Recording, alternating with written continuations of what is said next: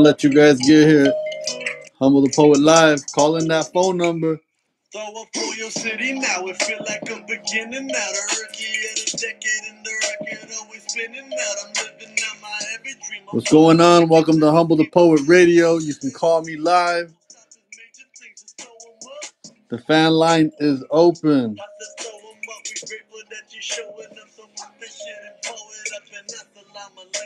Make sure you text me that you can get notifications.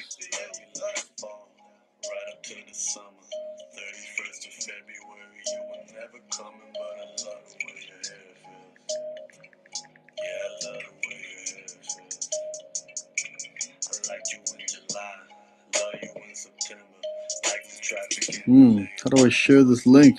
Get it out there. I do.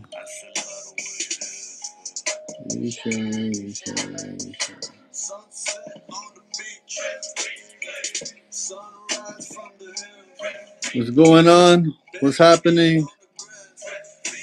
Chandra, I see you. Netra, I see you. Creative Queen, I see you.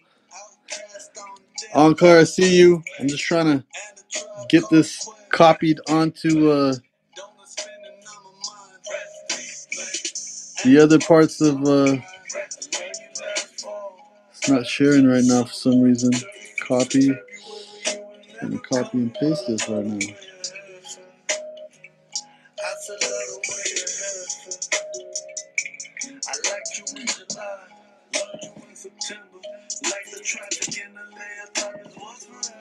Phone lines are open. Can y'all hear me still? I don't know. Shit.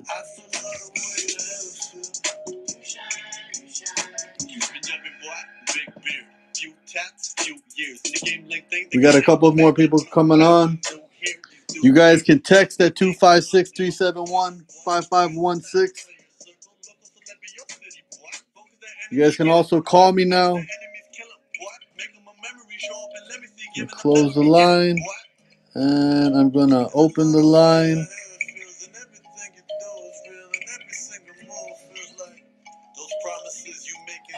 I guess the one thing I realized is I can't share the link for this live until it actually is live.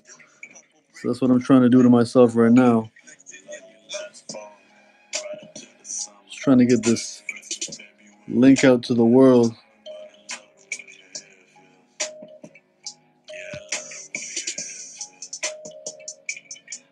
All right, I have to email myself that link.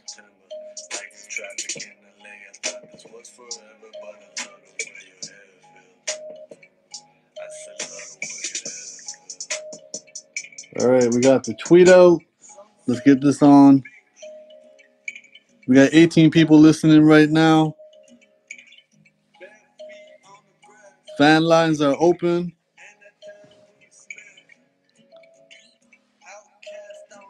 Oh, I gotta switch to a new song. Maybe I shall play y'all. Which one do I want to play right now? What do I got for you guys? One of my favorite songs that I never got to shoot a music video for. Right here. Man, I was trying to shoot a music video for this song. And the fucking apocalypse happened.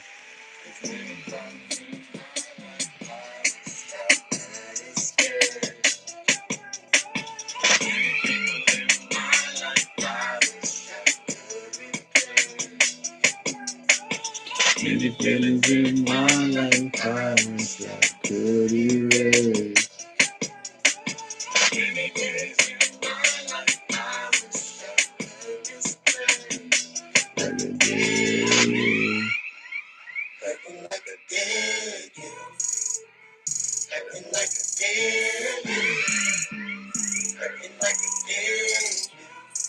Still living, but I lost my word.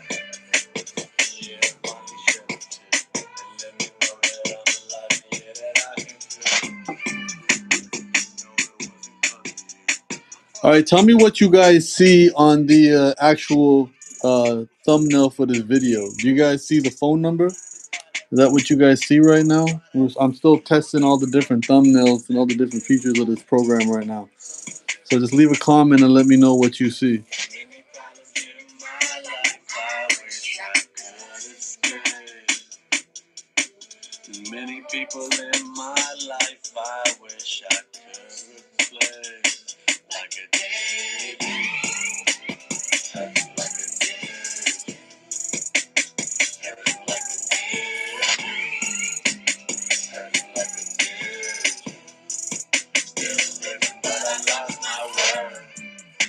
I put the knife up on my wrist. It lets me know that I'm alive, and then I start to do. No, it wasn't funny. I'm probably lying, but I'm dying to get over you. I'm just an old dude, lived a lot of risk a few. I took a shot and missed a few, but I'm still here, so this'll do. My stick is thick and full of food. Cupid zeros can't get through. I really know I can't get through. My stuff inside myself, the truth is many problems in my life. All right, we'll take a call right now. We'll see how that goes, and then from there, I'll keep posting to get more people to call.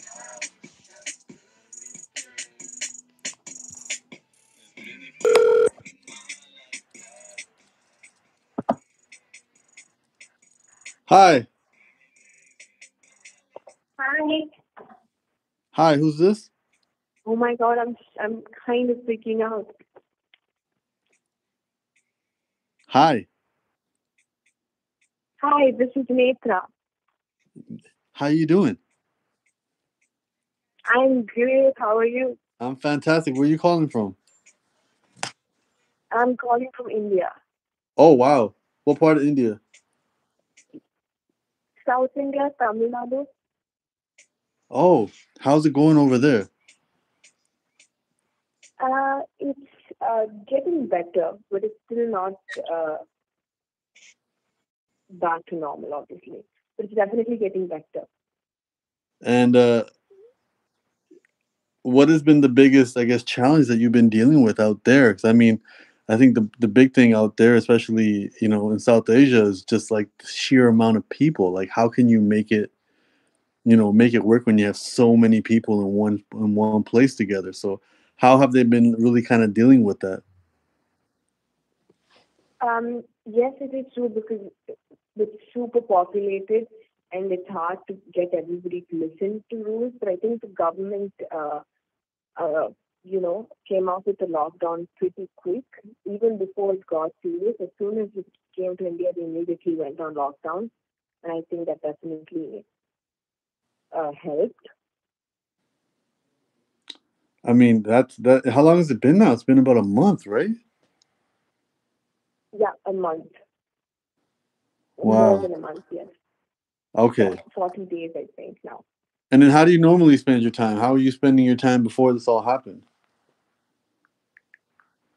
Well, I'm a college student, so now, especially the district where I'm from was like a red zone for so long. So we weren't allowed to go out even for essentials throughout the day. It was only 4 hours every single day. We can go out even for essentials. So I've not been out of my house for the past 40 days. Oh And wow. obviously colleges, all of them postponed. Yes. And how are you spending your time? Uh, I think I've been very unproductive, but I've caught up with a lot of friends that I completely lost touch after school and moved on to college. That has definitely been nice. A lot of talking and calling family members and friends that I haven't spoken to such a long time because everybody is just bored and at home now.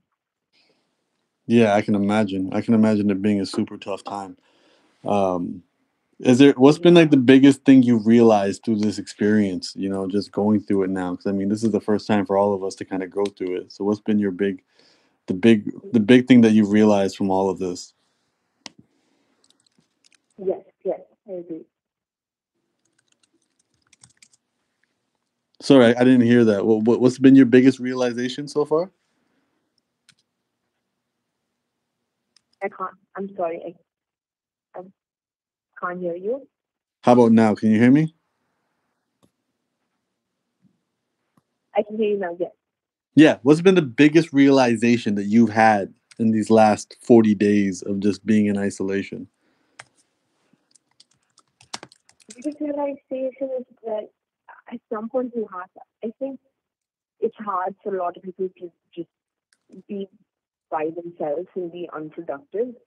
And, we feel a little bad about ourselves maybe. So I think I realized that it's okay to not have something to do, because now I don't have anything to do, and it's okay to not have anything to do. And I've been also by myself for the past 15 days, because my parents had to go and take care of my grandparents. So I've just I'm becoming more comfortable just being with myself and being alone physically.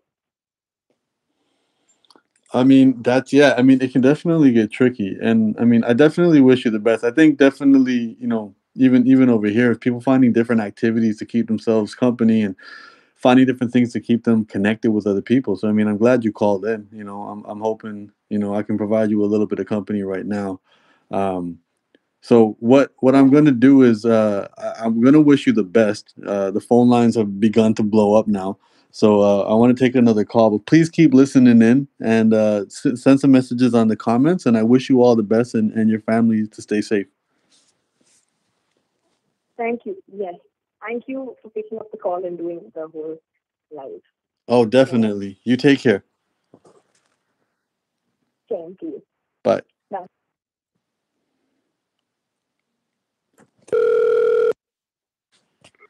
Hello.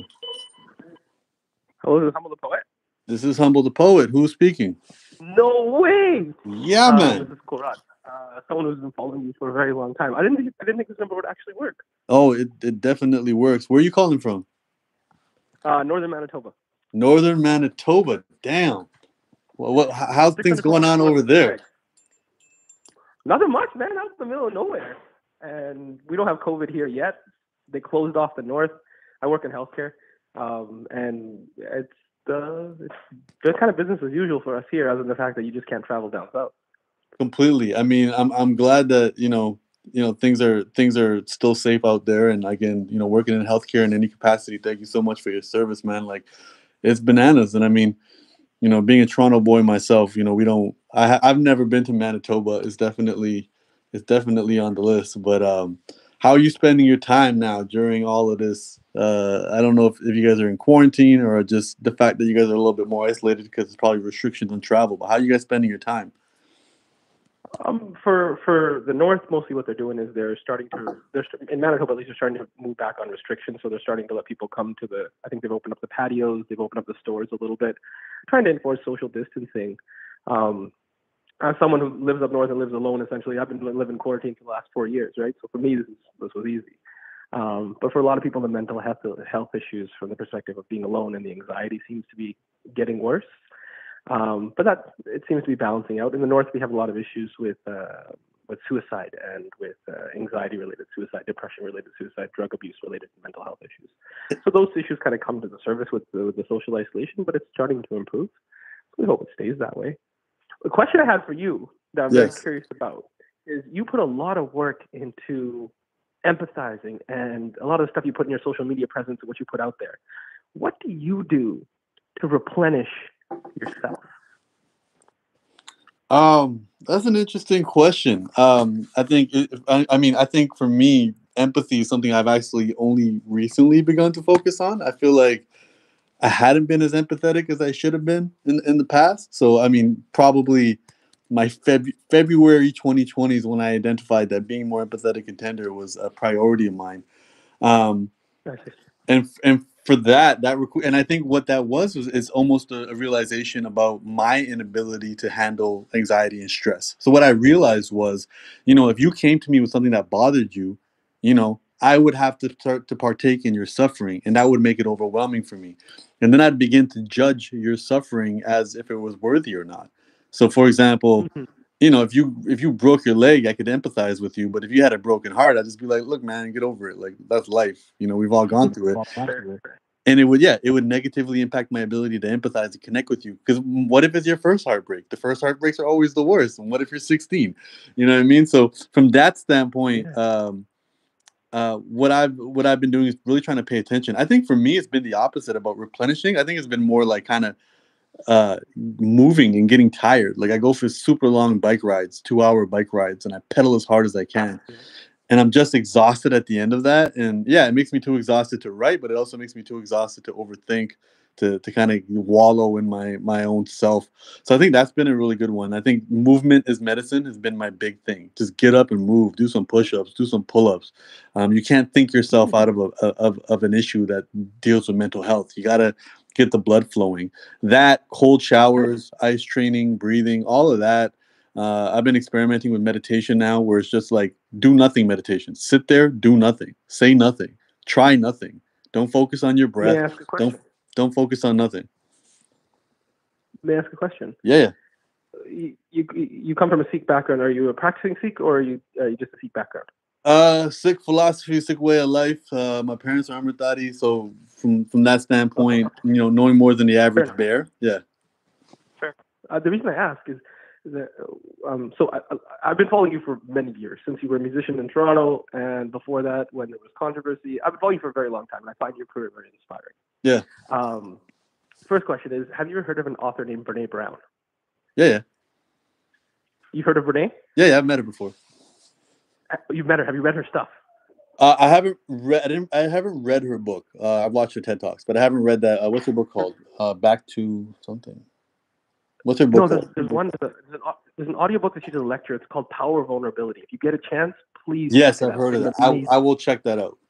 Thank you for the recommendation. Your journey of empathy, it sounds like I had read it roughly about a year ago, and it definitely helped with regards to working in healthcare and replenishing your empathy, much how you identified, right?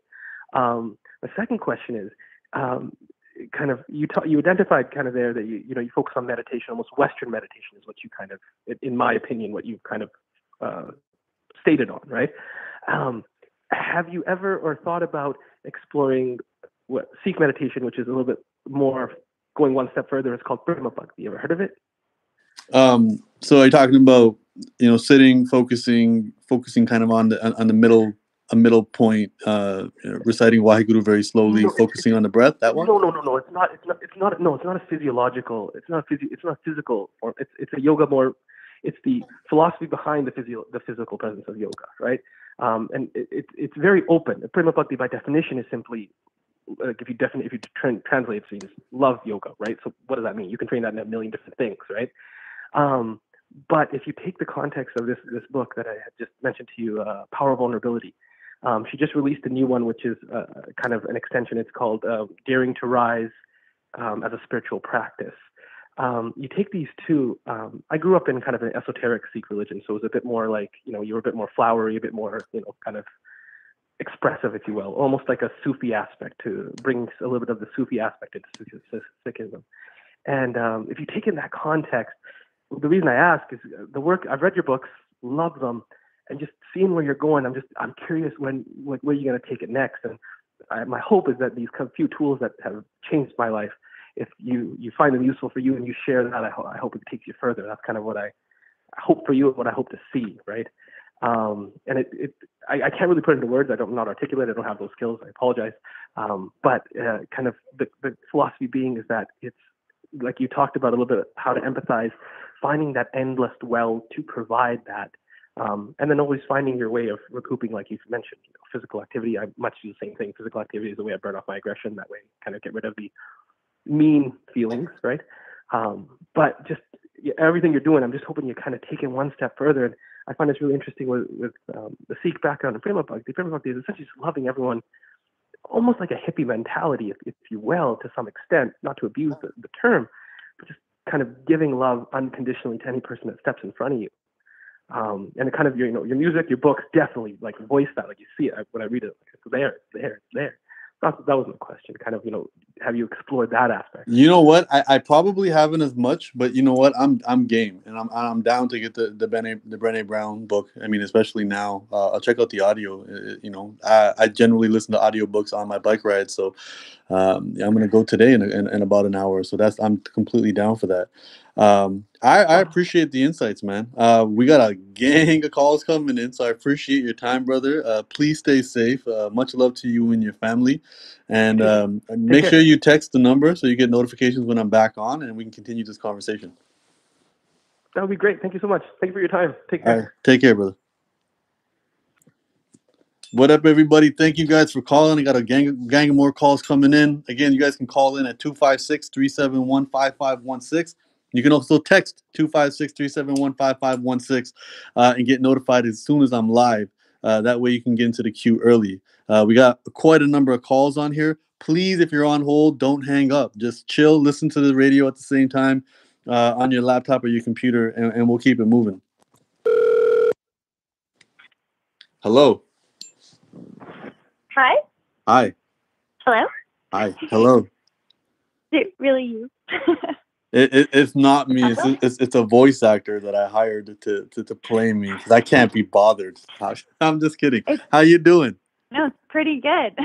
Pretty good voice actor if it is. What's your name? I'm just great. How are you? I'm Meg. Meg. How you? O'Hara. Meg O'Hara. And where are you from? I'm actually from Canada. Same as you. I grew up in Toronto. What part of but Toronto? I'm High Park. High Park. Oh, nice. So Yeah. they shut the down West the End. cherry blossoms though.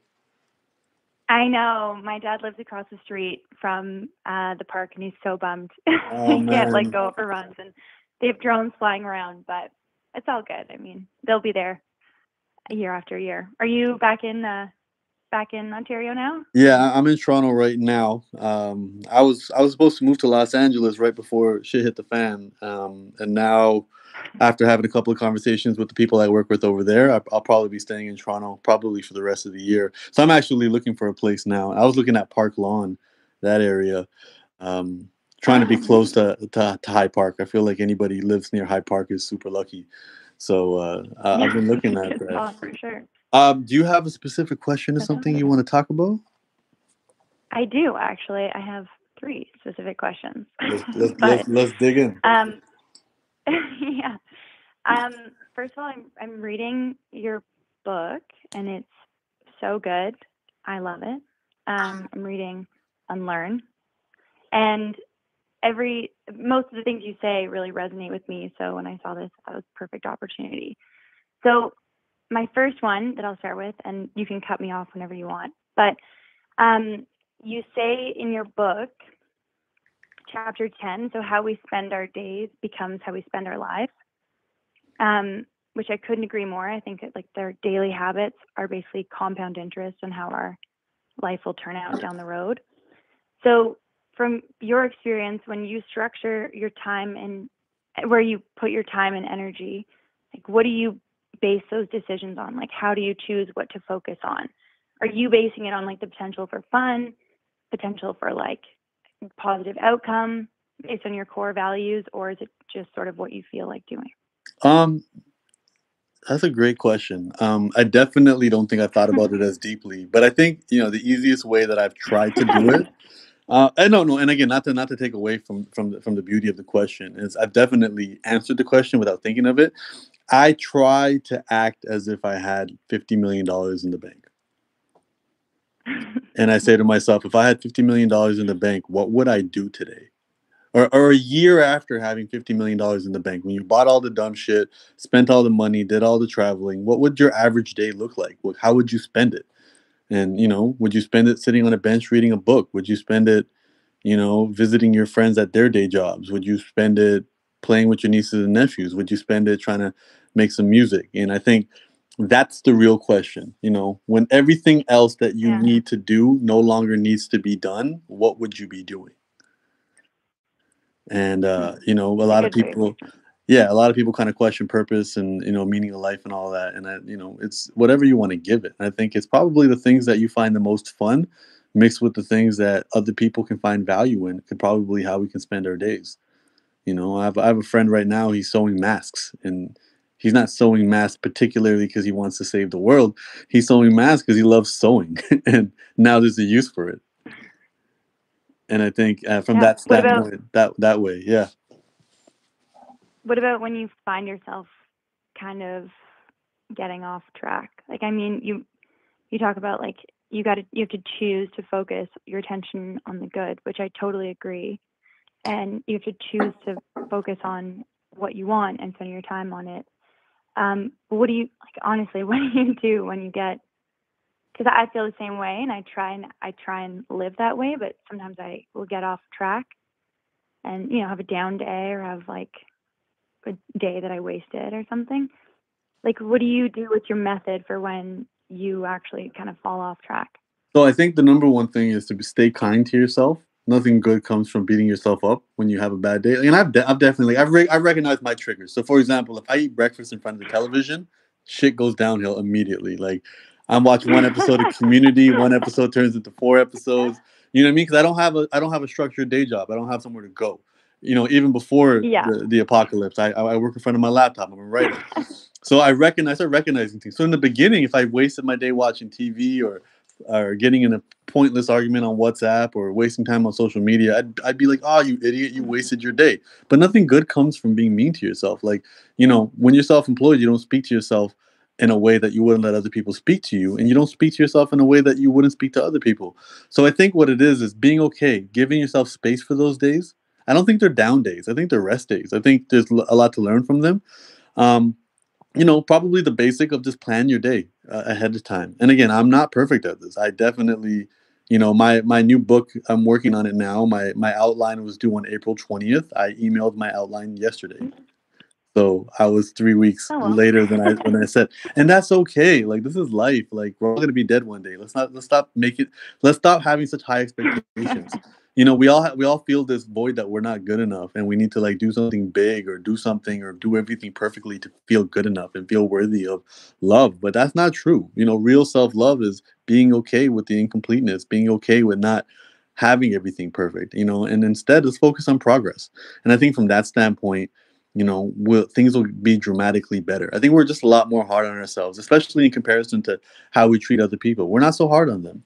So for me, it's been a practice, but I think my expectations haven't been there. And once somebody just kind of called me out, and they're just like, "Yo, it's not so deep. Stop making it so deep. It's okay. It's not that deep." And I think, remembering that our time is numbered here. Let's stop taking shit so seriously, and let's. I personally would focus on the fun. I think the fun is more important than everything else. The only reason we're doing anything is to enjoy our lives. What are we working towards? Why are we earning? Why are we studying? What are we doing this for? We're doing it to be able to enjoy ourselves. Well, let's try to enjoy ourselves while we do it. And Yeah, see how I absurd it agree. is that people take things. I'm a big fan of Albert Camus, and that the old story of Sisyphus. Sisyphus is the guy in Greek mythology who pushes the boulder up the hill, and as soon as he gets up the hill, the boulder just rolls back down, and that's what they refer to as the definition of hell: pushing a heavy boulder up a hill only for it to roll down. And Albert Camus said, just imagine Sisyphus being happy. Imagine him being happy pushing the boulder up, and imagine him laughing when it rolls down. That's what life is. We're not going to make it out alive. True. No, that's for sure. That one's guaranteed. Yeah. So It's because also, of I love that, that perspective. yeah. So let's just have some fun. That's awesome. Thanks. I really appreciate that. That's good. I've had definitely like a busy work day today. So hearing that. Yeah, just sounds take it really good. easy, breathe, have some fun, get physical. Movement is medicine. That's all I'm saying.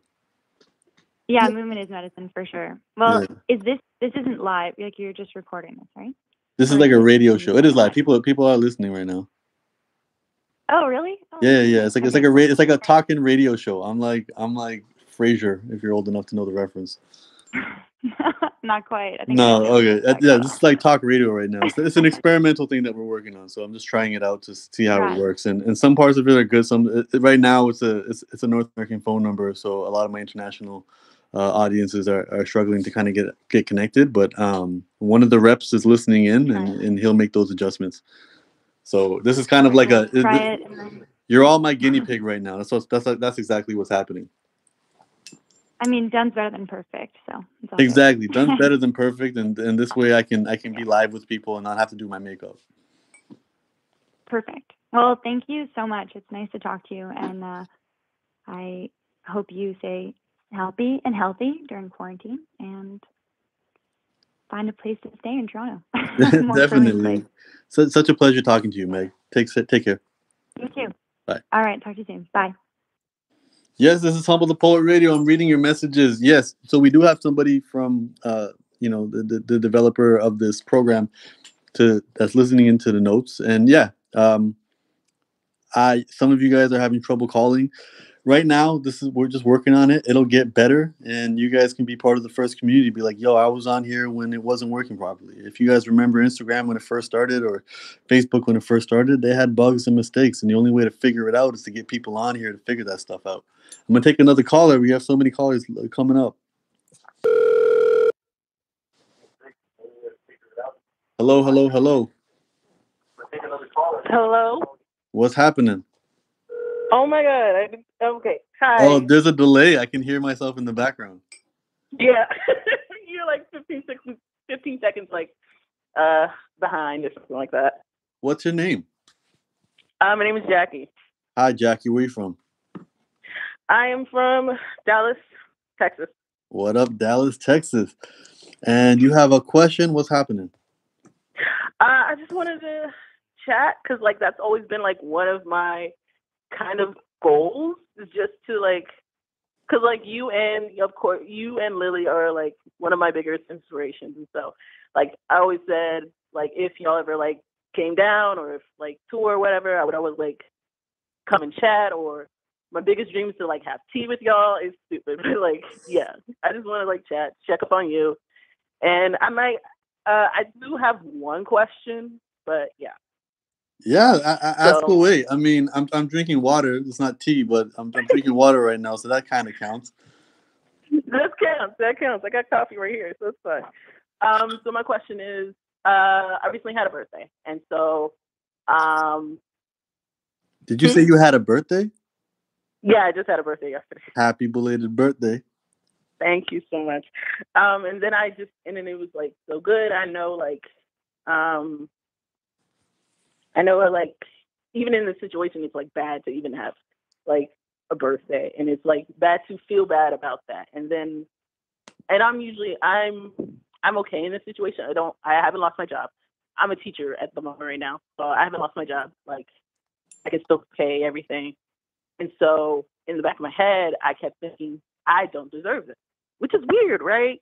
But it's like, my question is, like, when do you know that you deserve the things that you have? So you always deserve the things that you have. What you're explaining is it's a popular concept. Actually, it's called survivor's guilt. I think Kendrick Lamar's second album, To Pimp a Butterfly, that's actually what the whole album's about, survivor's guilt, because he realizes that he got rich and famous and he left the hood. And, knowing that other people aren't doing that. And even for me, like, I'm an author. People are buying books. So and when you sign a book deal, it kind of gives you enough money for a couple of years. So, I'm also in a situation where, most of the people around me aren't working or seeing their money go down, and it's challenging. You kind of don't want to say anything at the same time.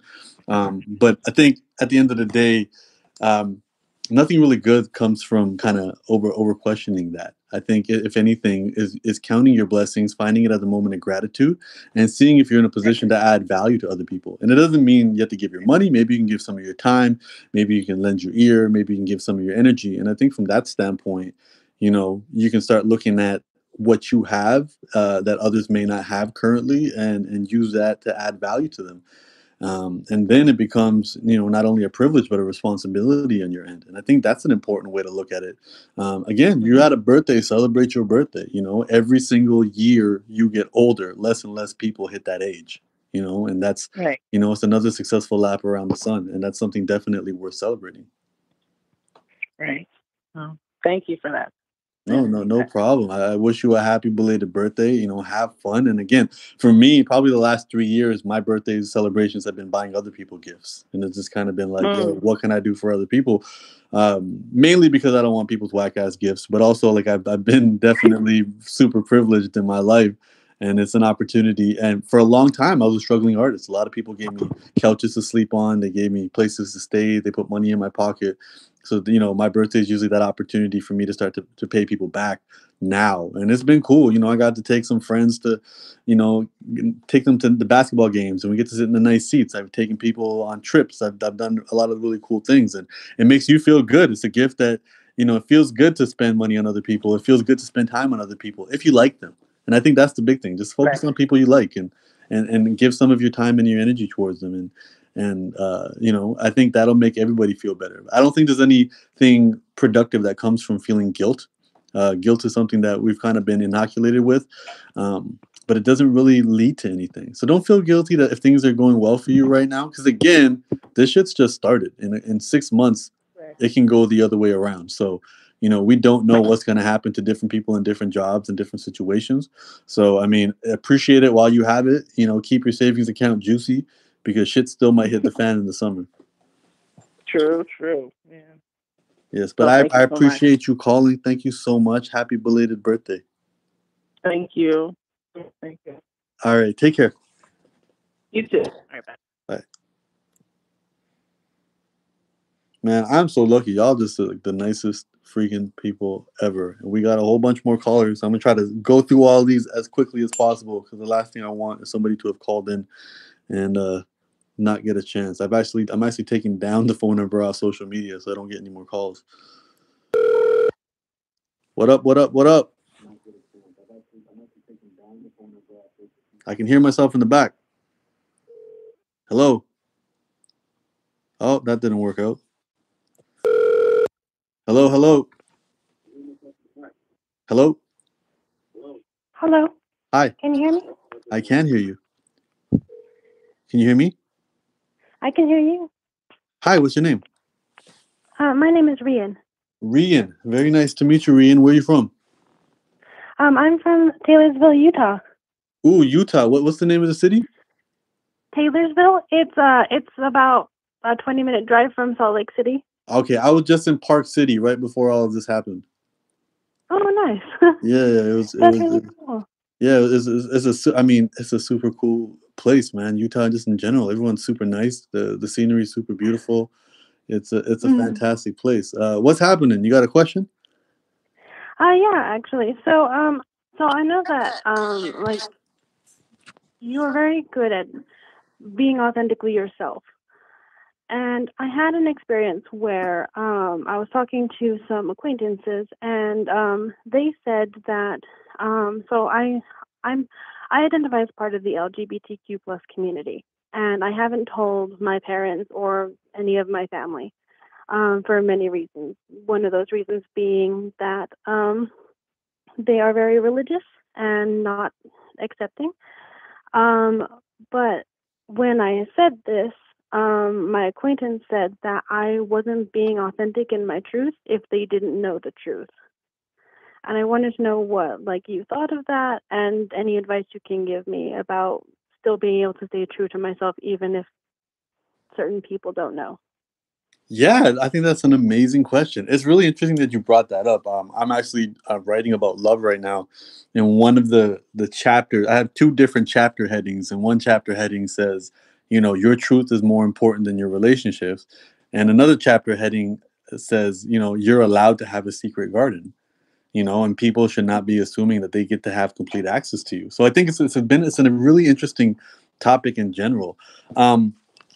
I think you have a right to share what you want and not what you want. I think this whole the hyperbole of being your authentic self is a little bit simple and stupid.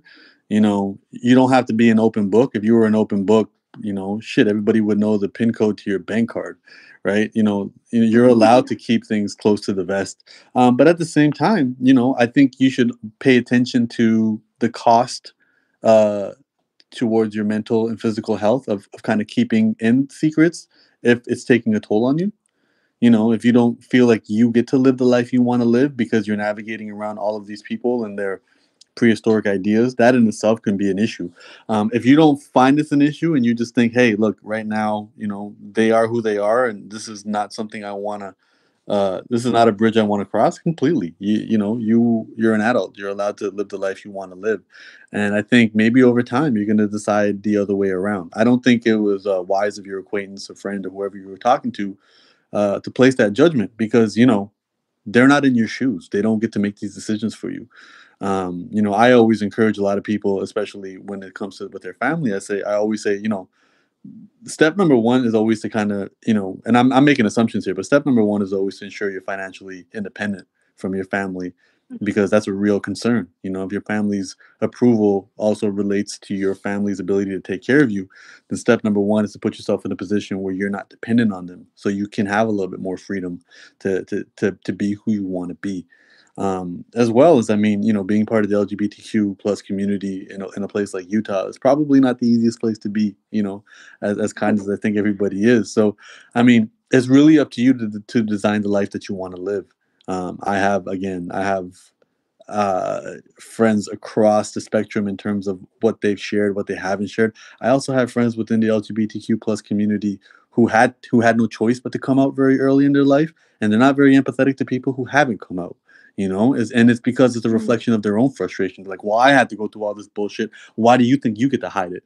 And that's not the right way of looking at it either. You know, everybody's on their own journey. They got to do it at their own pace. I just encourage you to do what feels right. Trust your gut. You know, nobody has a better answer, and nobody should be making decisions for your life other than you. And beyond that, you know, if you decide you want to tell them, and you know there's going to be some real life consequences, to prepare yourself. Whether you know, I'm not. Do you live with your family, or they're just around you? They're just nearby. I actually have my own apartment, so I am financially independent of them. And honestly, if I came out to them, it wouldn't necessarily matter because I don't have the best relationship with any of them anyway. It's because I have left their faith, and I um and also they are kind of terrible abusive people. So Well, it's then more if of that's a the case, what I just want to say to you is, you know, you're not bound to where you were born. You're not bound to the relationships that you have biologically. You're allowed to choose your own family. You're allowed to choose your own friends. You're allowed to choose your own culture. You're allowed to choose your own lifestyle, and you're allowed to share that with whoever you want. If you don't feel it important to share with these people because you don't want to waste your time, energy, and attention dealing with their bullshit comments, then don't do it. You're allowed to do that. And I feel like, you know, the other friend, my big thing is don't give people advice that requires them to do more work than you, you know? And that's the right. thing. Your friend is telling you to be more authentic. Of course, your friend's going to say that. They're not the one that has to be authentic, you Mm, know? And we're really good at telling other people what to do, especially if it requires them to do more work than us. And if anything, we should only give people the kind of advice that we're willing to do the work with them, you know? And maybe your friend should have said, exactly. hey, if you want to tell your parents, I'll stand right beside you when you're there. Hmm. You know, and Yeah, all they we can didn't do do is model. Yeah, they didn't do that. So, you know, that's that. probably a situation in itself. But I feel like, you know, live your best, live your most authentic life, the way you want to live it. Again, for me, I sometimes I open my mouth and I was like, ooh, keeping it real went wrong. Other times I open my mouth and I was like, I should have done that 10 years ago. It's Mm, not a perfect science, but at the end of the day, the more you're holding inside, the more it's going to weigh you down. But it doesn't sound like you need to be free by telling your family. Um, yeah. it sounds like you just need to be around better friends. Right. I do have some better friends. It's just that one specifically decided to randomly contact me and talk and then be rude. Yeah, that and that's okay because you know when they are rude, they're telling their story more than they're telling yours. Mm. You know, that's Well, really thank you so much. it's a reflection of that. But I appreciate you calling in, and I wish you all the best. And please stay safe out there. Of course, you as well. All right, definitely. Take care. Take care. All right, we got more calls. Again, you can call in at 256-371-5516. But probably more importantly, you should text 256-371-5516 to know that you are getting notifications as soon as I'm live. That way, because I can't take the unlimited amount of calls. So I'm going to try to take a handful of more calls because I got to move on to my life as well. Let's go. Hello. Yo, it's Humble. What up? Who's this? Oh, my name's Harkar, bro. I'm from Seattle. Guttin from Seattle. What's going on? What's good, bro? I was just listening to the radio, and I didn't know there was like a gap in between, so I heard your voice, but I was still hearing you talk, and I was like, oh, damn. Yo, this is crazy. No, man. What that So I'm glad you called, man. How long were you on hold? I'm trying to figure out how this is working out. I was on hold for 18 minutes. Oh shit, my bad. I mean, it's just yeah. The No, more you're people good. that call, the better. But I'm glad you're still listening on the show. You got a specific Yeah. question or something? I was gonna ask about more about your music, man. Like I got two. It was your 2 year song. I was super young when I heard. It was Boggy Music Hmm. when you did in the whole music video, AK and them. I was like, yo, how was that? How was it making that? And then also, how was it making Voice for the Voiceless? Because I think I was a little too young when I heard that song, and I Yeah. was like, what is going on in the world? But like, how was it making those songs and well, just from the whole experience of making that song, but also from a Sikhi perspective of being so musically inclined in a way that our people aren't very much used to in a hip hop sense. Yeah, completely. I think the number one thing I realized looking back at it now is you definitely don't think you're doing anything special until it Mm. comes out, and then people start to point out things, like with that Boggy video.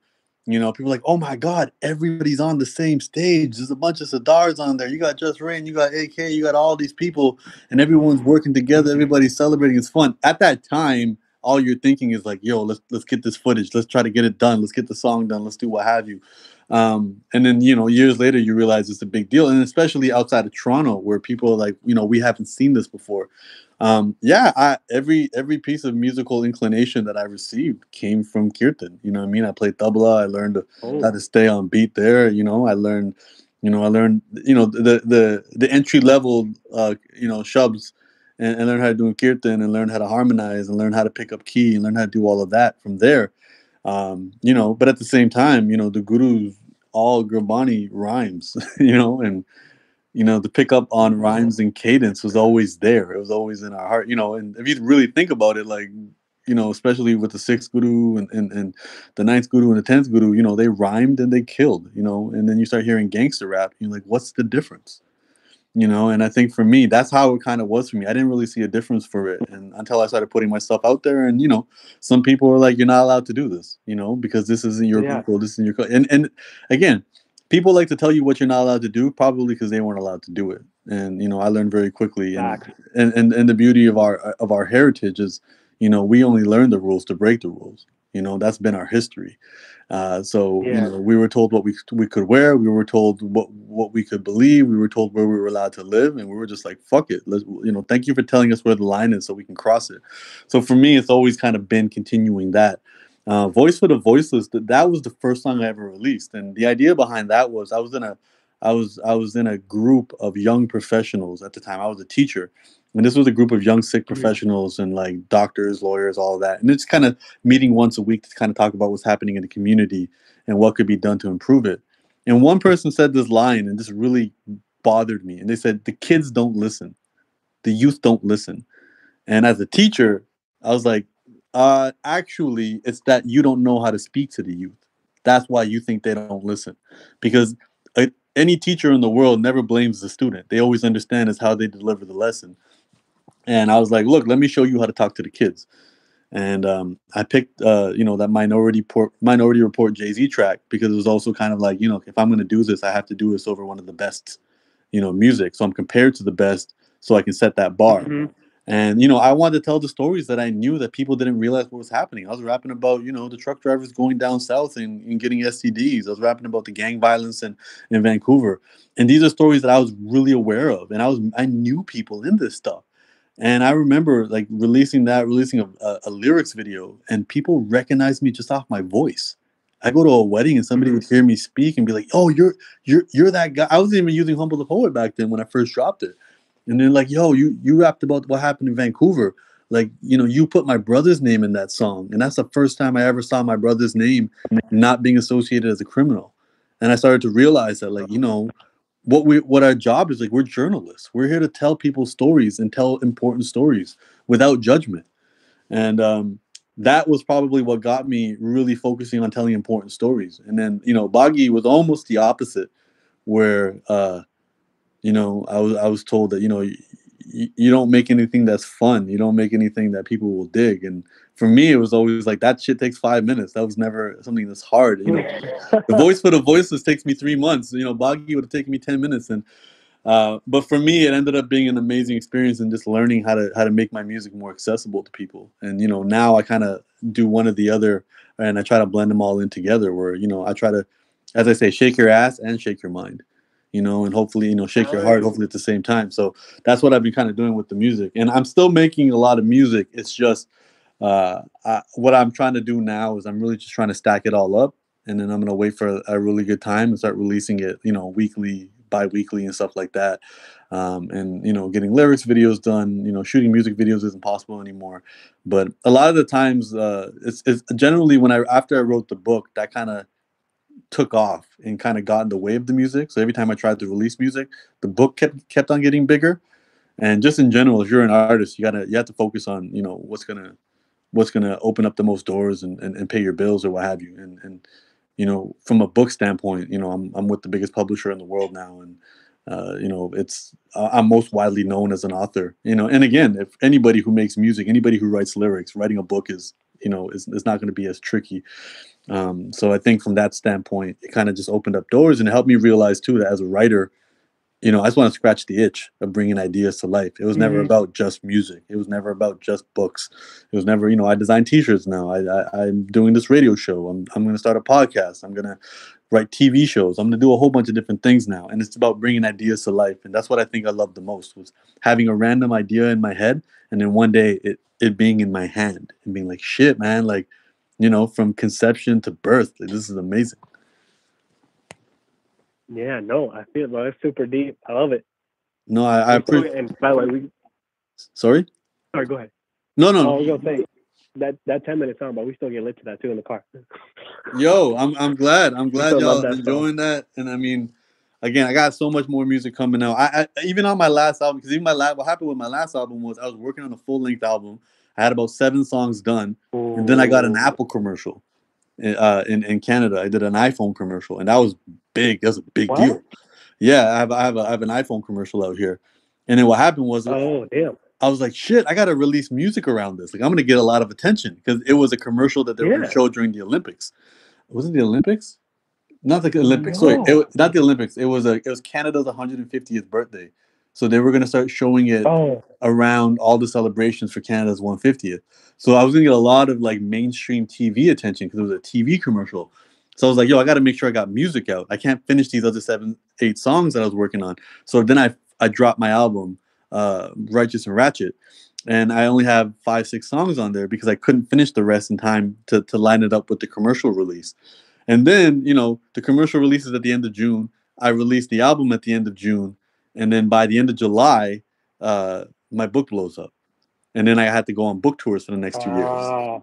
So, so I have so much music that I'm finishing now. Even yesterday, I just finished a song about Corona, actually. And I made the beat by myself. And I found some other young Punjabi talent that I'm working with now. And I'm trying to, educate these guys on how to skip a lot of the bullshit that I had to do. But it's exciting, man. I'm thinking responsibly, if I want to release the music, because I've been working so hard on it, September will make sense.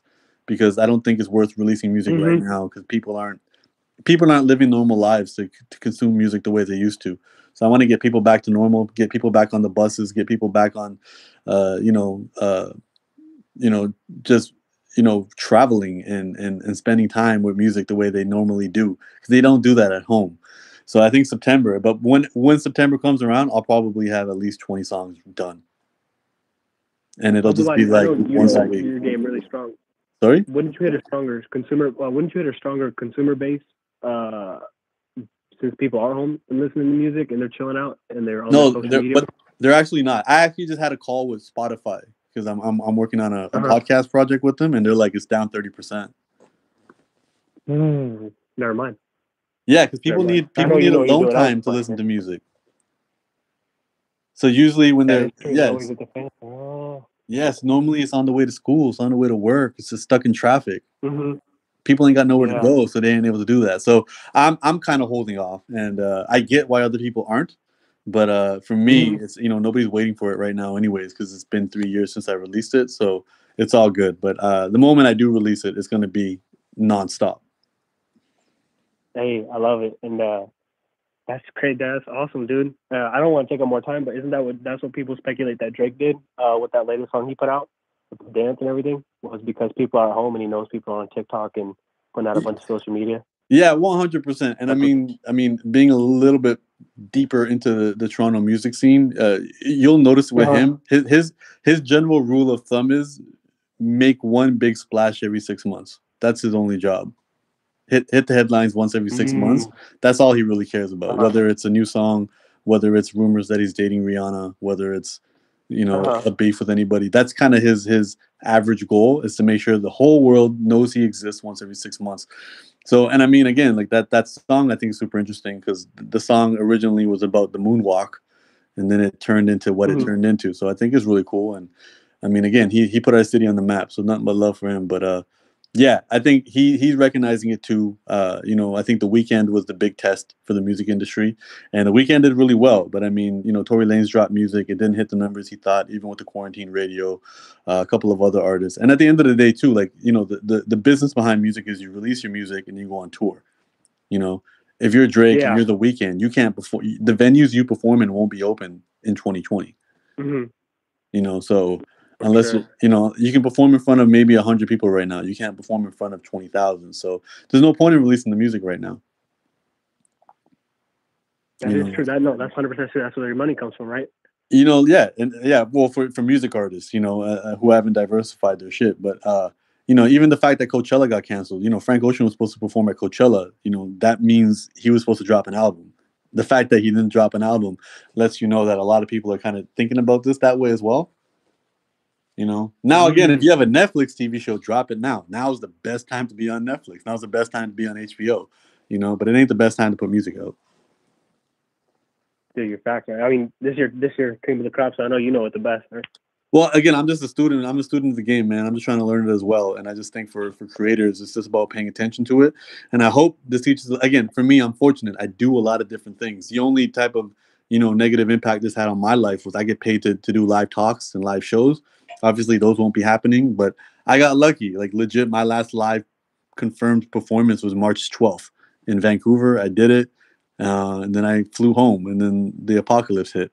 So I got lucky, and I had like one show in Dubai that got canceled, but they canceled that back in February because of Corona. So beyond that, I mean, books are doing well. So I'm doing all right in the book world, and I'm just gonna keep stacking up music. And I'm learning how to do it by myself now, all of it. I'm learning how to produce, and I'm learning how to engineer. So, I'm trying to be like Russ, where I'm 100% of the game. All by yourself, self-made. Well, it's not even about being self-made for me as much as it's about getting the work done and not having to wait on people and chase people down. So I think that's what it is for me. It's not about my ego. It's more like, hey, I send something to somebody, I got to wait a month for them to get back to me. If I can do it all by myself, that's why I got into writing books. Because I do it all by myself. And I think that's why I'm looking at that for music. It's just then I'll have no excuses. I'll have no one to blame. It'll just be me. That's a way different way to think about it. That's a much better way to think about it. Self-empowerment, man. You gotta empower yourself. When you depend on other people, people are flawed, and it just slows things down. So I think for me, if that's the case, and again, I have a lot of talented people I work with, and I can still bring them in when I need to. But knowing that, hey, I can get to a point where I can make a beat by myself. I can record myself. I can add my echoes and adjust my volume, and I can make my drums bump, and I can do all that cool shit. That just requires practice. So this COVID song, whenever I choose to release it, will be the first one where and it's not even like a crazy beat. I just took a piano loop and cut it up and cut up some drums and got some singing in the back and stuff. But I mean, it's my first, and it'll only get better. So that's how I'm looking at it. I'm like, this baby steps. It'll take me 5 years to get there, but let me start now. Hey, dude, that's amazing, man. You're a leader, bro. I love it. Yo, bro, just I appreciate the love, man, and it was such a pleasure talking to you. Yeah, man. And if you ever come out to Seattle, bro, you always got a home out here, bro. You got much love. So if you ever need anything, bro, you come out here. You stay at the house. I appreciate. You know how it is.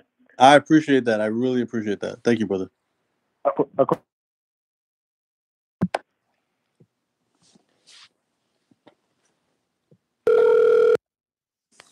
Hello. Hello. Hello. Hi. Hi, how are you? I'm fantastic. How are you? I'm doing all right. What's your name? My name's Alia. Alia. And where are you from? I'm from Newfoundland. Oh, wow. Yeah, I was actually talking to you on your live stream a few weeks ago. Were we on Instagram? Like late at night? Yeah. Yes, I did that one live stream late at night. Yeah, it was like 4 a.m. for me or something. Yes. How are you doing? How's everything been? I'm all right. Do you have a specific question you want to ask?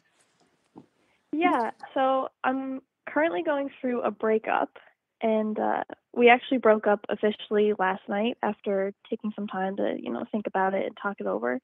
And we dated for over 2 years, and we still love each other, but I just don't think it's going to work out for us. So I was wondering if you have any advice on how to deal with heartbreak. Yeah, I mean, I'm sorry to hear that. Heartbreak. Is this your first heartbreak? Yes. Okay, so I mean, I have experienced friendship heartbreaks before, but this is my first romantic heartbreak, I guess. And it's intense, and I think definitely, I have a chapter in my first book on Learn called "Heartbreaks Are Essential," and it's probably the longest chapter in the whole book. I think it's an uncomfortable time, and I don't want to tell you that it's going to get easier. It's going to get challenging.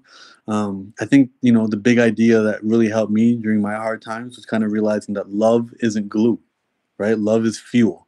Love is what motivates us to explore the options and try the different strategies to make things work. But you can run out of strategies, and you can love somebody without loving them. And in these situations, it's really about making space for yourself. Oftentimes, we don't realize that we and ourselves are a community of people. There's a tomorrow version of you, there's a next week version of you, there's a next month version of you, and you have to think about those people and what your decisions today are going to do to impact them. So, I mean, I have general rules of thumb. I always say to myself, 2 months for every year you're together. Make space for that. Relapses happen. It's okay. Um, you know, a person not being in a relationship with you doesn't mean they don't have to be in your life anymore. You don't have to delete them off social media. They don't have to be the enemy. I think it's kind of recognizing that, a good analogy I heard is like the idea of getting on a bus, right? And it's like if you got to go to New York, and there's one bus that goes to New York, and there's 7 beautiful buses that go to other different cities, and they seem so beautiful and they seem so wonderful. You're still not going to get on them because they're not taking you to where you got to go. And that's what happened in relationships. You can be with a wonderful person, an amazing person, but at the same time, if they're not taking you to where you got to go, and only you know where you got to go based off your self-awareness, you're gonna have to eventually get off that bus, which is that relationship. And I think if you guys have done the back and forth and gone through it, I think there's that realization. That doesn't mean your emotions, are on your team. Your emotions are like, fuck off. Let me do anything I can do right now to make this pain go away. Let me call them. Let me text them. Let me do whatever. What I realize is it's also a really big transition phase into being selfish. You spend so much time thinking about another person for so long, it's hard for you to figure out how to be selfish again and put yourself first and not have to check in with a person, not have to run an idea by a person. Then, you get so used to being selfish, you may never want to go back. You know what I mean? So it can go both ways. So I think this is a wonderful time to kind of date yourself, get to know yourself, figure out what's important to you. And the words "by any means necessary" kind of come across my mind. Do what you have to do to feel better. By any means necessary. Like, do it. There's no right or wrong here. And I think that's an important thing for people to realize. They try to do things the right way, but there isn't the right way. And I think that's an encouraging thing too. You're going to be learning a lot, but your only friend is time. You got injured. You can't do much to speed up the healing. You can do a lot to slow it down, but you can't do much to speed it up. It's like having a broken leg. You kind of have to sit there, elevate it, and let it heal, and kind of distract yourself in the time being. And that distraction could be watching Netflix. That distraction could be a rebound. That distraction could be working on a novel. That distraction could be cooking in the kitchen. I don't know, whatever it is for you. So I think from that standpoint, it's kind of recognizing that time's going to help you. Time's going to reveal what you need to learn from this person. They didn't do anything to you. They did a lot of things for you. And if you look at that, and if you're grateful that it happened, you're going to find a lot of value from that. And you're going to learn more about yourself from that standpoint. Obviously, we're all susceptible to hope and hoping things get better. Don't punish yourself for feeling that way. That's okay. It's all normal. You're hurt. Let yourself be hurt. And it sucks, but it's essential. It's a part of life. And to be honest, you'll start to realize that, and you're going to start to see the world differently And you start to see people differently compared. Some people have gone through tragedy and learned from it. Other people haven't. And this is going to better prepare you for your life moving forward. Yeah, absolutely. Thank you so much. I hope that helped. I just needed to hear that from yeah, for sure. It's just different hearing it from the perspective of actually going through a breakup, like when you hear about that stuff and you're not going through a breakup or you've never experienced that before, it doesn't really hit the same, I guess. Oh, 1000%. And I always remind myself, it's like, this is so normal because there's 1,000,001 breakup songs. Exactly. That's what I felt too. I feel like people kind of underestimate how much it actually hurts because it happens so often and it's so normal for people to go through breakups, but it hurts a lot, and yeah. And you know what? It's supposed to hurt, and pain is a message. Pain isn't a punishment. It's a message. There's something to be learned by that. And again, beyond that, if on a physical level, your anxiety gets beyond your handling, practice some, intentional breathing, cold showers, online therapy.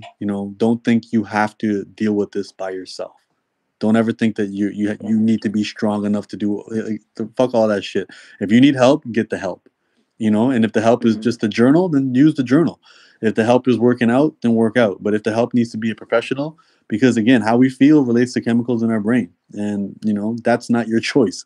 So if this gets particularly difficult and you need to seek out support, make a list of all the support you can seek out, and utilize it. And also movement is medicine. It will help. And as I said, I'm not promising you anything than time being your friend in this situation. Absolutely. Well, thank you so much. That's great advice.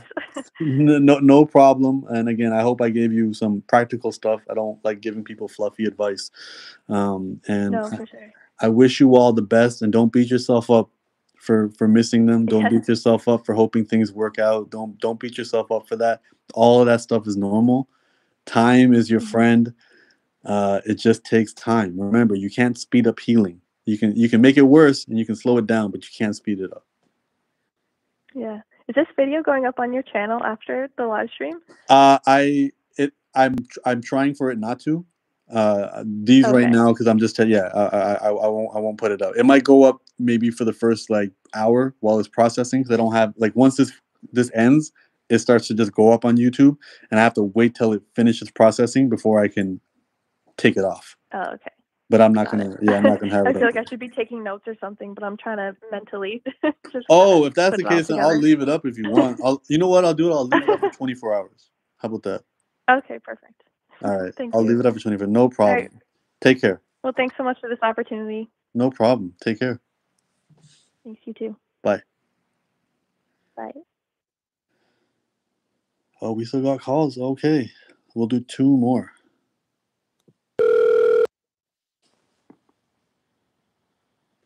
Hello? Sat Shri Akal, Kanwar. Sat Shri Akal. Who's this? How are you? This is Karen. I'm good. Hi, Karen.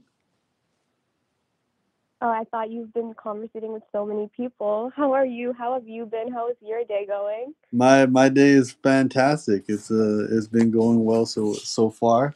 I'm after you. I'm going to take one more phone call, and I'm going to go on a nice long bike ride. Even though I haven't looked out the window, it might be raining. Where are you from? Oh, beautiful! I guess that might be my lucky day then. Yeah. I'm actually in Sacramento. Oh, Sacktown. Nice. Oh, the sun is shining. How are you spending your time? Definitely. Well, definitely doing a lot of things. Meditation, first and foremost. Got to be thankful for God's blessings because we have a roof over our head, clothes on our body, food on the table, and most importantly, our loved ones are safe and sound. So couldn't be more grateful for that. But definitely spending time with family and God, if I'm being so honest, because in these days, I don't really know where else to look. So it's really important.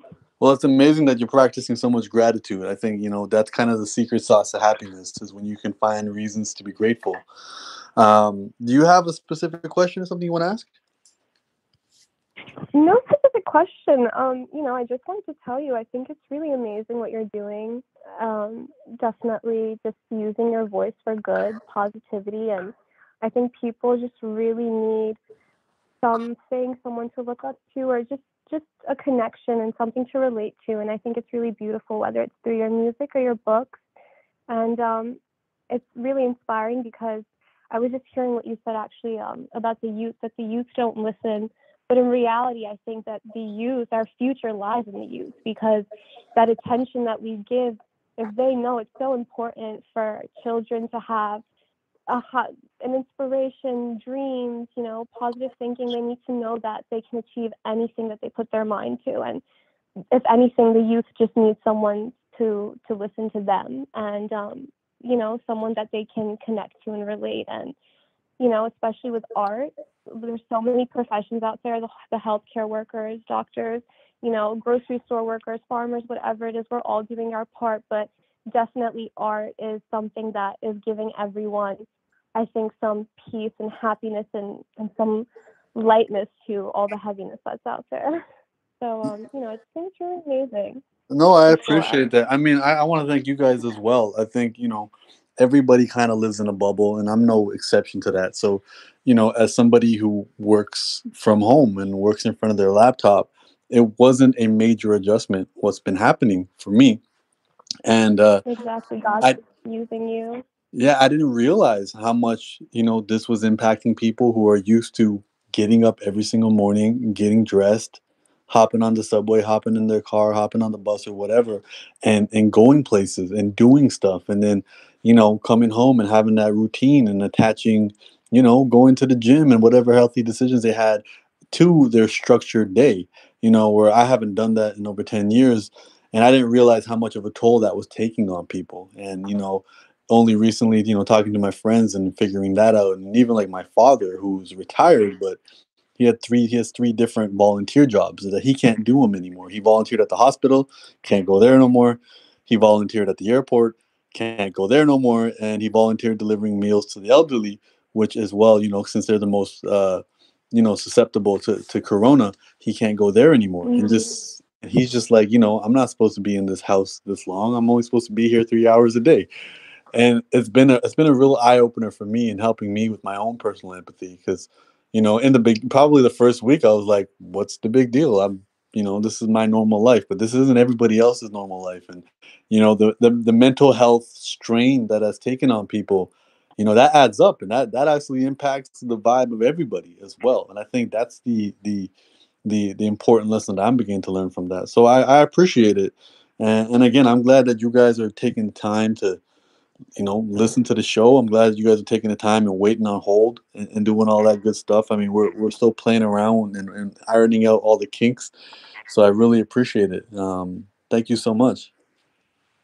No, absolutely. And God bless your father. And, I definitely think that with this pandemic, with the bad, there's good. We have to look at positivity. We can't keep focusing on it. But I definitely think that this pandemic has brought a positive change in the sense where the world is at a standstill. We've all kind of taken a moment to pause in this rat race of a life. I feel that a lot of us were living, or like you said, that we're going out to our jobs and the gym and our routines and whatnot. But in a way, if people are able to look at this moment, that to just be grateful for the smallest things, and on top of that, I think that we're just so caught up in so many different things. And like you said, mental health, like our minds are so susceptible. They're so fragile. And so what we feed our mind, it's food for it's food for the soul. So absolutely all of it is making a difference. But I think that people just need to keep the faith, and definitely, like you're saying, like using your resources that you're able to work from home, whatever it is. I hope other people are also able to see that even though they're not being able to help in the normal ways they do with their jobs or their routines, there's so many other things they could be doing. And, we can use all that in positive ways, whether it's helping out a family member or a friend, or the stranger outside or that you come across, whatever it is that we can do, definitely makes a difference. But, I think people just gotta remember that this is a great time, especially with social media and with the amount of connection we have to the rest of the world, anybody can make an impact. Anybody and everybody has a voice, and it's a matter of who that voice connects to. And I don't think that, you know, I definitely think that some positivity will come out of it somewhere, and somebody will be listening to it and being like, wow, this is really going to help and make a difference. And also exploring other passions. You know, I think as humans, like you said, like you're doing so many different things. We're not just limited to one craft, one ability, one profession. I think as you know, humans and animals, like our instincts naturally, like God has given us with all these creative abilities, all these special talents, and if we can achieve and do anything we want, if I wanted to go out tomorrow and become a doctor and study and learn and do, like, anything is possible. And I think people should take this time to explore their passions, other talents, other interests, hobbies, and none of us know where that can lead to. And I think that we only are as limited to our minds and ourselves. So, you know, I really hope that, you know, I'm really looking forward to just seeing a lot of creativity and a lot of different voices and outbursts. And, you know, I just especially, you know, yeah. Sorry, I don't mean to rant. I just realized I'm No, ranting. I don't mean to man. rant Look. and go I on. get it out. You know, and you're only saying beautiful things, and you know, and I'm No, grateful I that you're sharing that. appreciate that. You know, and Thank you. I appreciate. I just, you know, thank you. I really connect with you on a different level in terms of the thoughts that you share. I think it's so important, especially in today's generation. People need to be reminded of very simple things, very simple, you know, things that maybe we learned from our childhood, our parents, you know, things that हमारी पुरानी कही हुई बातें जो हमारे पुराने कहते हैं हमसे, you know. So it's like I definitely, and especially with our culture, just specifically, you know, we have a lot of values and traditions, and a lot of that is coming back to light again. And quick side note also, you know, with like Ayurveda and stuff, I think if anybody who's Indian who's listening to this, like, you know, with our like immune systems, we're all very healthy and stuff. So just a side note with Corona, I think our Indian Khana has all those Ayurveda. We have all the natural ailments to cure ourselves as medicine. And I think what people should just remember in these times that, you know, nothing is in our control. Whatever happens to us, none of us can control the situations or the circumstances, but we all can control how we react to them and our response to them. So people definitely need to just keep that in mind. And most importantly, that we're very blessed in today's day and age that we have technology and resources, and we're staying home, that we're having to stay home. We're not even having to go and fight out in war or battle or be out in the streets like that. But, you know, before all this time, people used to get sick, people used to struggle, people had suffered, but what did they do back then, you know? So it's just a matter of overcoming the times and having that positivity, and most importantly with just mental health. But our brains, our minds are the most powerful tool, the powerful resources. So the most important thing during this time is to just keep our minds calm, sane. And I really love that you encourage meditation, or you try to just bring it up, you know, and if it does come up, and let people know. And I think a lot of people struggle with the term of meditation because they think I can't just sit still and, you know, and not focus. But I think if it's just a matter of taking that time to literally do nothing else, just focus on one thing, whatever that one task is, and the whole point is just clear our minds of all those rattled thoughts and missed thoughts that everybody must be feeling and going through. I'm sure everybody has a lot of anxiety, stress, and, you know, concerns and worries about the future. And especially when this quarantine and lockdown is going to be over, I definitely know some people who are worried or afraid of the world they'll be stepping out into. So I think with that, it just comes back down to just keeping that faith, positive mindset, believing in the universe. The universe always has our back. And to continue to listen to motivational and helpful and inspiring people like you. And thank you to people like you that are spreading positivity and light and doing what you can in your power, because the smallest bit makes a difference. You talking to one person will, God knows, benefit them and their family and their friends and whoever they go and share that wisdom to. It's just a matter of that one connection, that one soul you touch. So I'm just really grateful to you, and I have no doubt that we'll definitely meet in the future. But I think that we have a lot of similar thoughts and whatnot, and I know that God will bring a moment in time for the future that I hope we'll get to work together one day.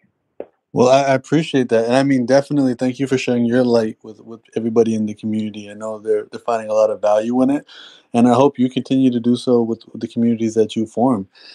Thank you so much for sharing everything. I really appreciate it. Thank you, Kanver. You take care of yourself. Rab Jakha, Guruji Youngsung, always, and continue to be you, the positive, amazing, spiritual person that you are. Love and light always. Only positive vibes towards you. Thank you so much. Take care. You too. Let's hear go. Let's go. All right, we got time for one more. Hello. Let's hear go. Oh, hello. Hi. Hi. That's me calling you. There's a delay. Do you hear that? Yeah. Hi. What's your Hello? name? Yeah. What's your name? Ishmeet. Ishpreet. Ishmeet. Ishmeet. Can you turn down the radio? Hello? Hi. Pardon? Hi. Okay. Now I can hear you. Where are you from, Ishmeet? I'm actually from Brampton. Oh, nice. What part of Brampton? Like, I don't know. Are you like close to Trinity? Are you close to like Bramley City Center? Are you close to like Turner?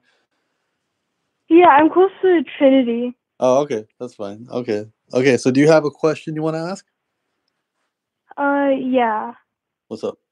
So, I just wanted to ask, how do you define success? For me, specifically, defining success is kind of being able to live life on my own terms. So I get to make my decisions for me. And I don't really have to do what other people tell me to do unless I ask them to tell me what to do. So if I hire somebody to train me at the gym, then they're allowed to boss me around and I'll listen to them. But otherwise, for me, it's kind of living on my own terms. So I get to decide where I want to be, when I want to be there, and what I'm wearing while I'm there. So I think for me, that's probably success for me more so than anything else. Um, I realize that money isn't success because most of the time, the more money you make, the more you're kind of working for the money, and the money's not really working for you. So I don't really think about money as much. I do also think success for me is important that I've not ruined my relationships. I think the older we get, the more we realize our relationships, the people that we like, the people that we want to have in our life, they're more valuable than almost everything else. And a lot of people, when they get famous or when they become, materially successful, it makes it very challenging for them to keep their friendships or their relationships healthy. So for me, it's about keeping those. So I'm still hanging out with the exact same friends I hung out with when I was 7 years old. I still have the same friends that I started making music with since I first started 10 years ago. So for me, not losing any of those friends means a lot to me. Me and Lily started together, and we're still friends, and we still talk almost every day. Stuff like that matters to me a lot more than followers and dollars and stuff like that. How do you measure success? I think success is being able to do what makes you genuinely happy, and rather than just being influenced by what the people around you are doing and what society says you should be doing. I think that's great. I think you're on the right path. How old are you? I'm 14. Okay, I mean, if you figure that out at 14, you're in a good place because that just means you got to keep working at figuring out what makes you happy.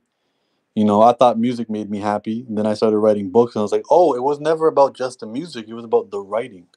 And I can write books, I can write scripts, I can write quotes on t-shirts, and all of that makes me just as happy. So it's really a lot of trial and error. So I'm excited for you at your age to kind of figure that out as you go, and really paying attention. And as I said, you've already kind of noticed that society is already trying to tell people what makes them happy, and the more you pay attention to their stories, the more you realize, like, hey, that doesn't fit me.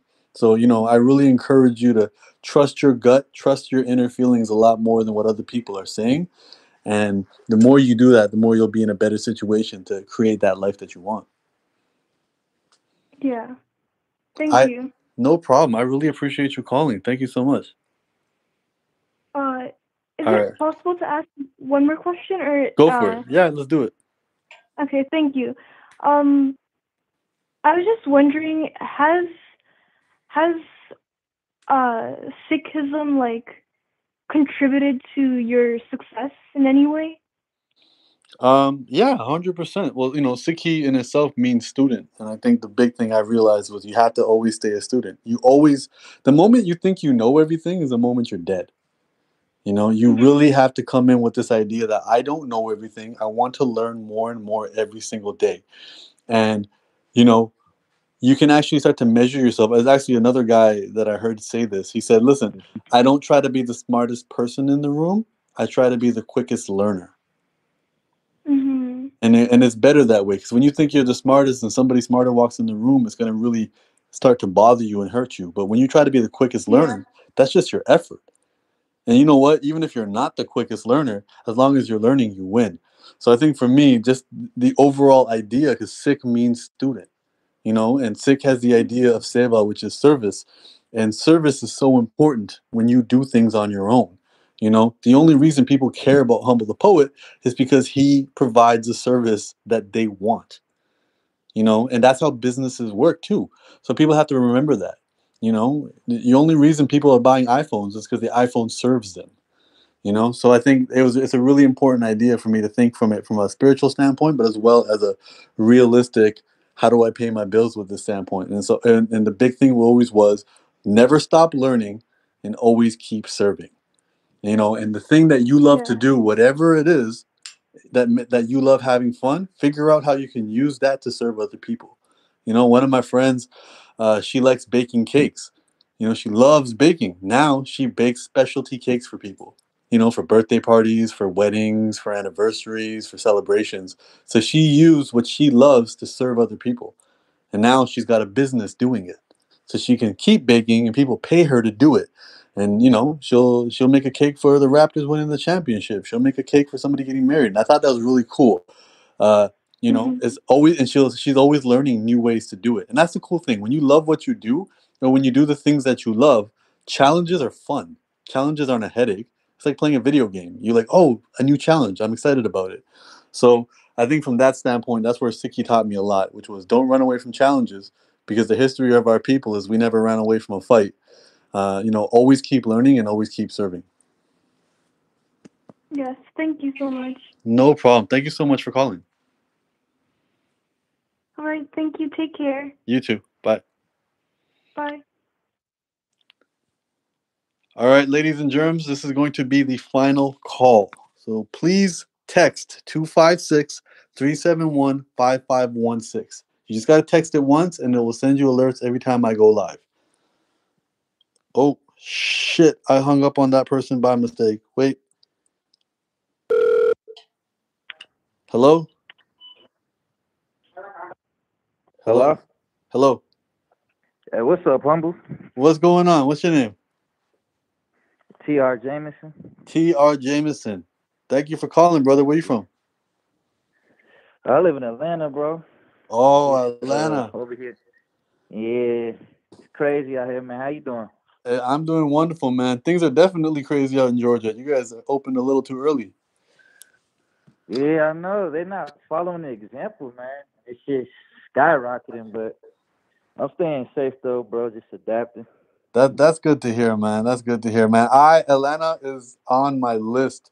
Actually, one of the owners of the Hawks, I just met him recently in January, and he invited me to come watch a game in Atlanta. I grew up on like Outkast and Goody Mob, and a lot of. Oh, yeah. Outkast was Yeah. shit back then, man. So Man, Yeah. So growing up, going to Atlanta's always been on the list. And I just didn't know anybody there. And finally, in January, I met Jesse, and he owns, yeah, as I said, he owns part of the Atlanta Hawks, and he's like, come through for a game, and then all this shit hit.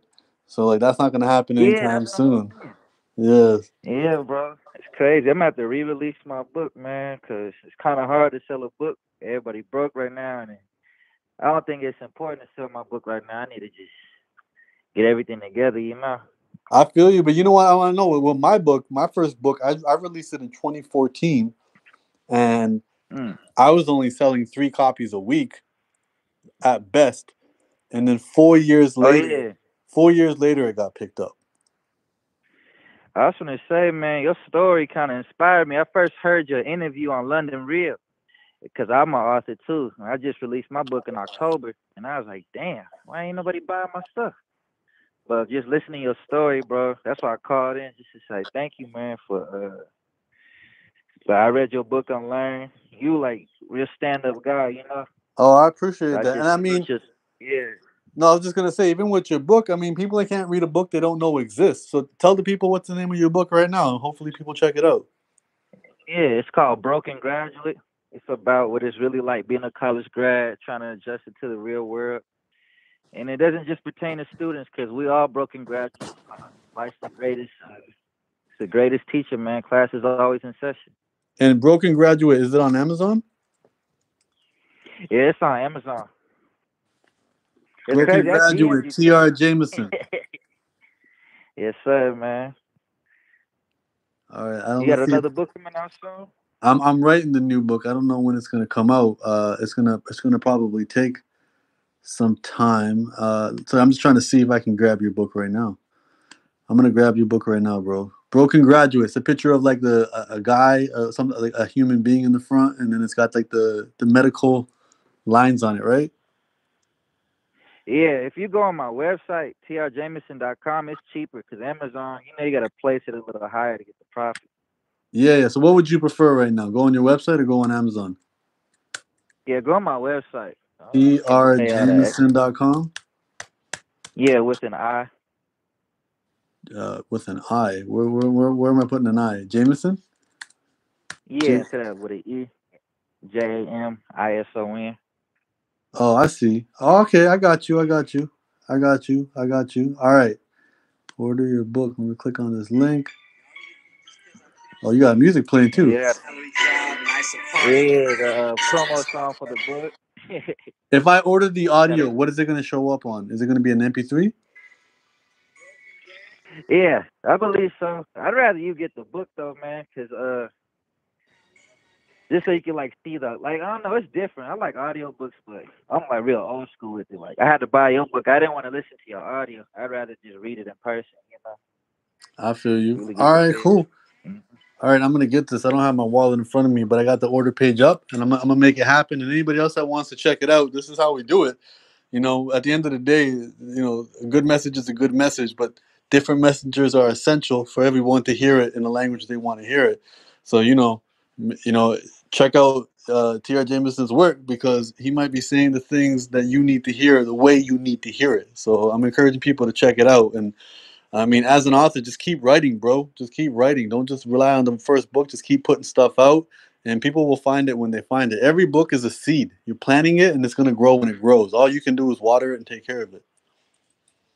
No, that's real, man. I'm actually working on the second book right now. That's the crazy thing. So I was just writing it and waiting on the call to go through. Oh no, I appreciate that, brother. Yeah, no, thank you so much for that. You have any other questions or anything you want to ask?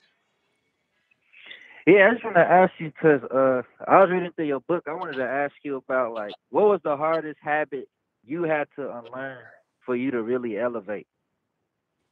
Like, what was the hardest thing for you to like get rid of? The biggest. Oh, that's a really good question. I mean, every single year is something new, but I think probably the very, very first thing was, the idea of cutting corners. I used to cut corners a lot, and I used to really depend on other people to kind of make things happen for me or save the day for me. Mm, I wasn't self-sufficient, and I had mm, expectations that, people were gonna, live up to what they said they were gonna do, even if I could see it that they weren't. Right. And I really had to be like, look, man, the only thing you have control over is your effort. Your effort and your Mm. attitude. And I need to take a lot more ownership. So I think the big thing I had to stop doing was pointing my finger at other people and taking ownership. And when I started taking ownership, I found more power because it was no longer hoping somebody else would make something happen for me, or I could piggyback off their success, or I could do anything else different. And that was a real big game changer for a guy like me. And I think what it had to do with I was a really strong student in school, so I Mm. didn't have to work really hard. I kind of understood things quickly. I picked up on it. I was a kid that could like get 90% on a math test without studying, not realizing that Right. studying itself is a habit and a skill that I needed to have to get better at life. So, Mm. and then all of a sudden, when life stopped rewarding brains and started rewarding effort and energy and work, I didn't have any of that.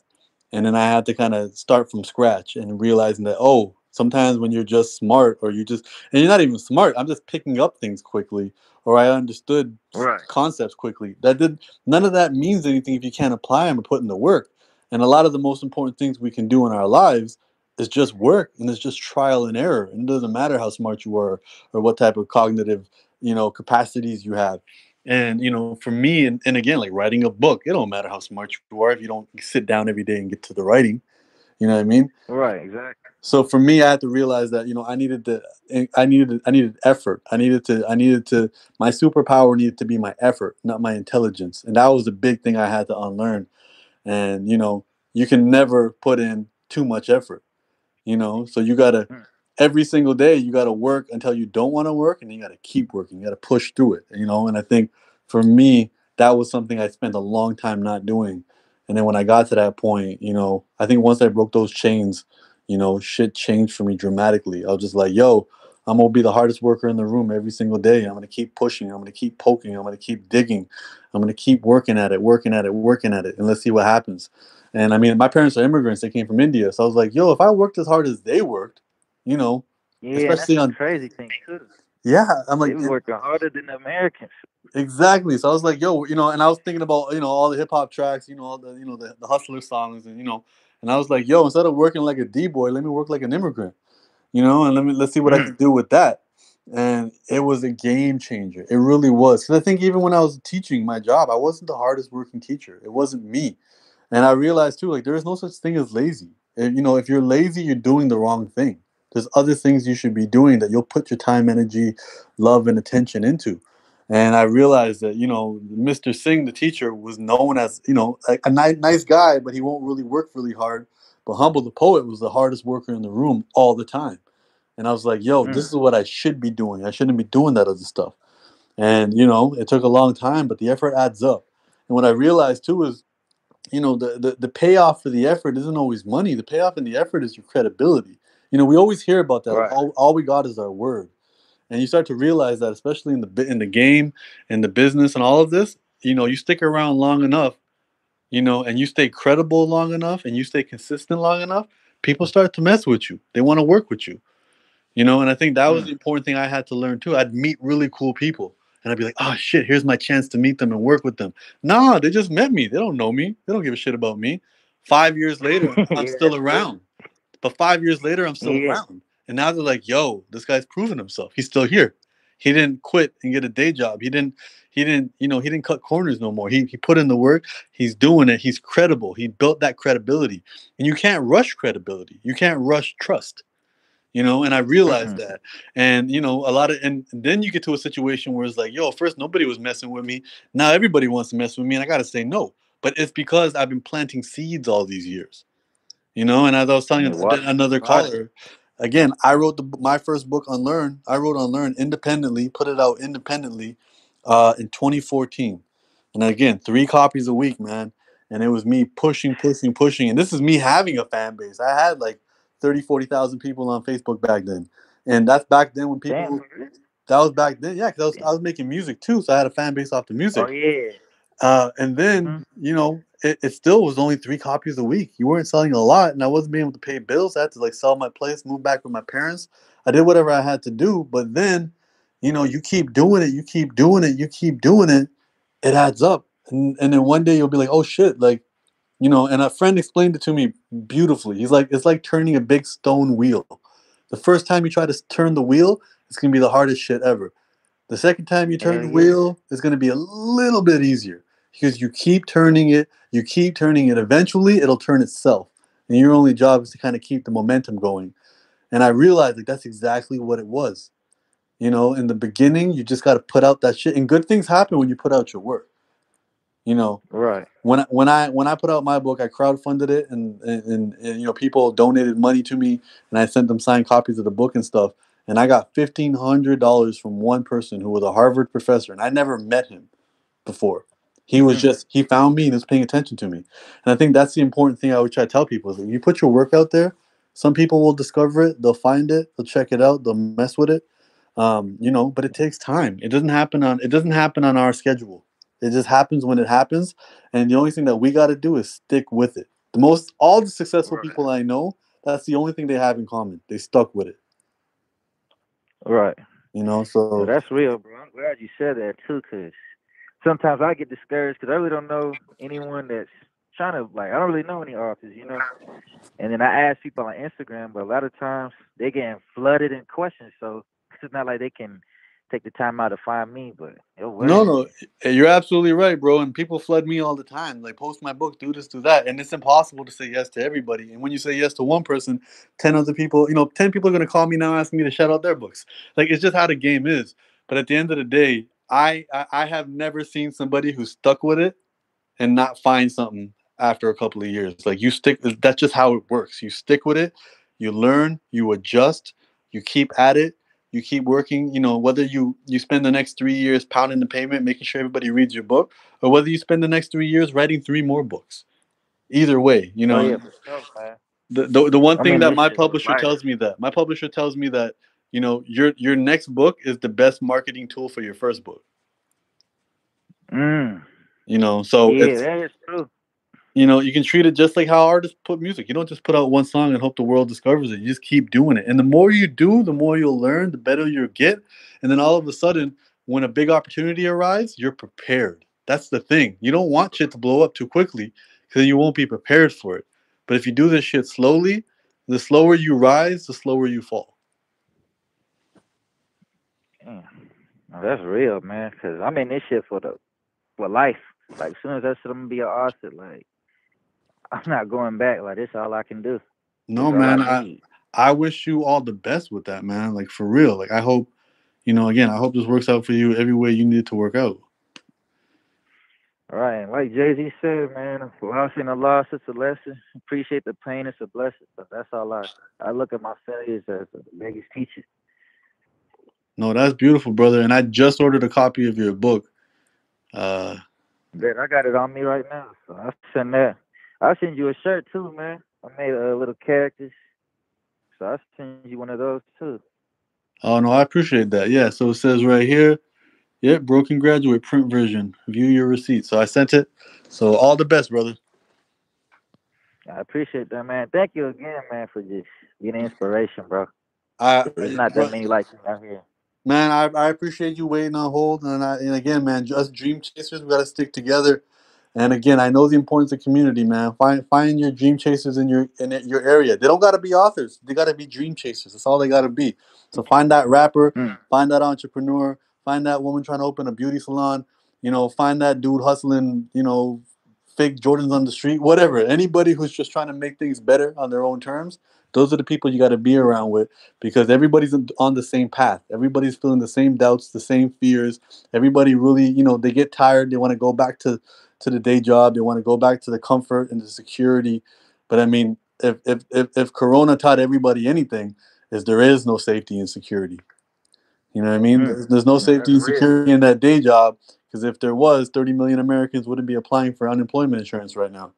You know, and that was a big Yeah, thing I had that's to real. explain to my parents. My parents kept telling me to go back to my job, and I was like, my job as a teacher is not going to be secure as you think it is. You guys are immigrants. You guys only know 7 jobs: teacher, lawyer, doctor, engineer. That's all you guys know. But I'm like an Right. entrepreneur, somebody who works for themselves. That is the safest job you can have. Oh, that's real shit, bro. Cause man, Corona actually kind of it sounds crazy. It's kind of the best thing that happened to me. give me some time to evaluate and really analyze myself, man. That's So that's beautiful, brother. As I said, when you can find opportunity in the chaos, then you're in the right situation. And that's the entrepreneur mindset. They're always the question isn't is this good, is this bad? The question an entrepreneur always asks themselves is where's the opportunity? mm, real talk, man. So that's all I'm doing. I'm learning on my own habits to surround myself and attract the right people, man, like a magnet. Man, well, I wish you the best. And again, man, for anybody interested in checking out TR Jameson's work, trjameson.com. That's TRJAMISON.com. The book is called Broken Graduate. If you can't get it off the website, just go on Amazon. Either way, check out this man's book. He's putting in that work. And all we can do is show some love. And, hopefully in a couple of years, he'll pay that forward to the next young artist. Yes, sir, man. Thank you again, bro. For real. No, for sure, brother. Bless your heart, man. You take care. All right, you too, man. All right. Peace. All right. Bye. Peace. Man, thank you guys all for calling in. Thank you guys all for holding. This was wonderful. You guys seriously, like, legit warmed my heart. Again, I wanna thank the homie talker because I think this is kind of what he was thinking about when he was recommending me do this. He wasn't looking at this as a project that I should work on. I think he recognized that, yo, this is my flavor. Just talking to people, connecting with people, and having this radio format. Uh, the reason we're doing it on the just to make it easier. It's just a little bit easier than doing an Instagram live. Just because ain't nobody got to get ready, ain't nobody got to get the lighting proper, ain't nobody got to do none of that. So I'm gonna keep doing these, and the goal is to just build up our own community. It doesn't matter if anybody else is doing this. Um, from that perspective, we just want to keep growing and building something that our community messes with and finds value in. If you guys have any ideas, by all means, please shoot them by. Yeah, Encore, expect an email. I've been taking notes. Expect an email with some feedback, just to make this experience a little bit better for everybody involved. Beyond that, thank you guys so much for your time. Please stay safe. Uh, please practice your physical distancing. Please wash your hands. I know, they don't talk about the Rona as much in the news anymore, but again, stay safe. It's still happening, and bless you all. Peace.